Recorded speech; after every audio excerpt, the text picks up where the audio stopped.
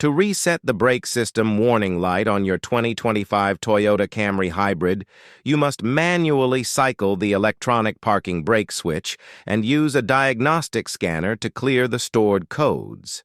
This warning often appears after replacing the brake pads or experiencing a battery voltage drop. Start by parking the vehicle on a level surface and keeping your foot firmly on the brake pedal. Press the push start button twice without starting the hybrid system. This puts the vehicle in ignition mode so the electronic parking brake system can communicate with the main dashboard. Keep your foot pressed on the brake pedal and locate the electronic parking brake switch on the center console.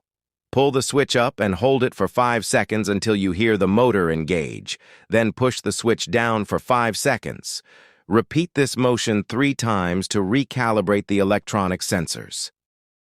After finishing the manual recalibration, the warning message might still remain on your screen. Turn off the vehicle completely and connect a scan tool into the diagnostic port under the driver's side dashboard.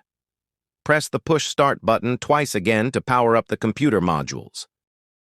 Open the anti-lock braking system menu on your scanner and read the active fault codes. You will usually find a code linked to the parking brake actuator or a recent low-voltage event. Select the erase function on your tool and wait for the confirmation message to appear. Turn off the ignition one last time and safely unplug your diagnostic tool from the port. Step on the brake pedal and start the hybrid system just like you normally would. The brake system warning light will be completely gone and the vehicle is safe to drive.